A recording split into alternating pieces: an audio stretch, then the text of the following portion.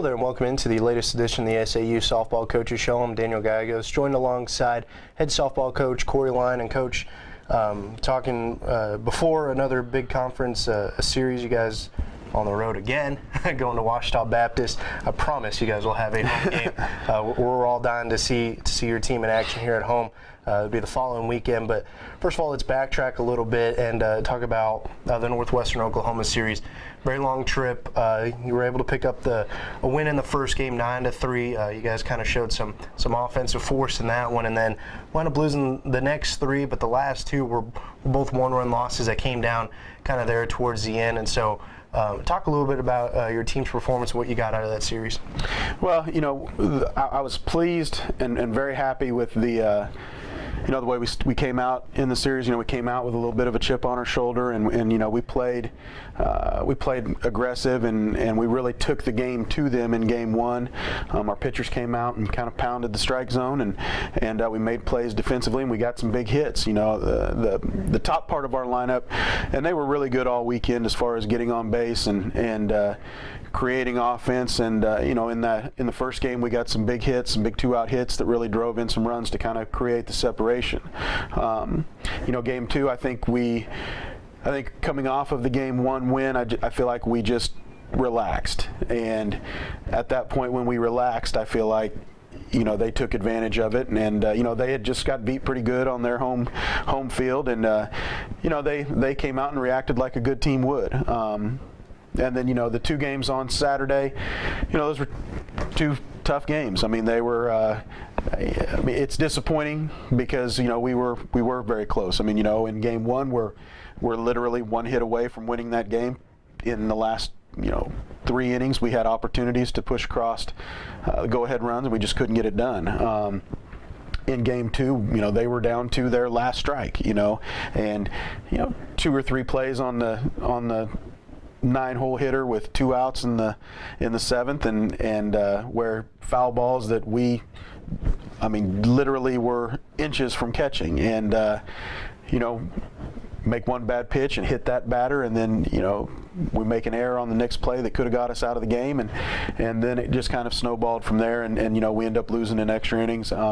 But the positive that you take out of it is the fact that we're fighting and we're competing. We're not, and from a win-loss perspective, obviously, I'm not big into the moral victories as far as that goes. You either find a way to get it done or you don't, and nobody's going to feel sorry for you for injuries and those kinds of things. So the kids that are on the field are the ones that have to get it done. But I feel like we're really developing some of our younger players, and they've really stepped up. And I think that as we start to get healthy, we're going to start to see some of the benefits of those kids having to play such a bigger role this early in the season. Yeah, looking ahead to this upcoming weekend, going to Ouachita Baptist.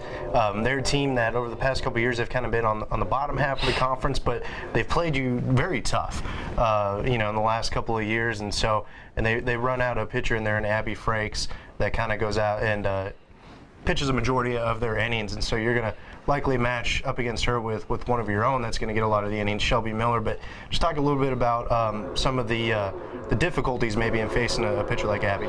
Well, Abby is to Ouachita what Hannah has been to us, and she's a kid that's going to go out there, and whether their team is doing well or not, she's going to eat up a lot of innings, and she's going to go out there and she's going to work hard, and she's going to throw strikes, and she's going to give them every opportunity that she can to win.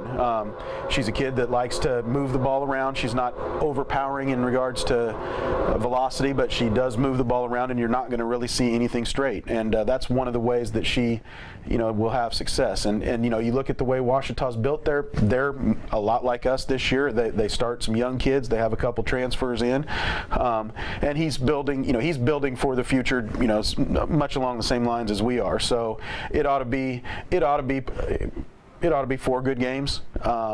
This is a series where we feel like if we can go up there and do our thing as far as be aggressive offensively and try to dictate the at bats from the plate. Abby's the type of kid that if you let her consistently get ahead, she's going to be hard to hit. And she's going to take it to you. So we want to go up there and be aggressive, and we want to try to dictate the at bats on offense, and then on defense we just want to be solid.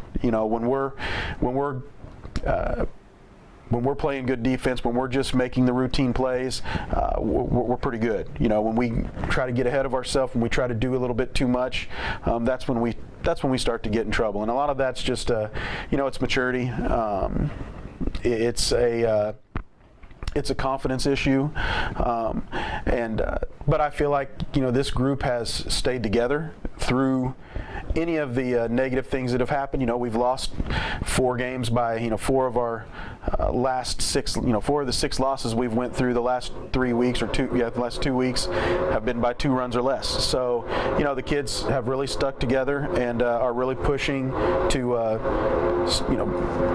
keep the chemistry as good as it can, or as good as we can, and get through this next couple weeks. We appreciate your time again. Lady Mule Riders are heading once again on the road to Ouachita Baptist to take on the Lady Tigers. 4-game series starting on Friday, and then another doubleheader will be played on Saturday. Coach, best of luck. Thank you.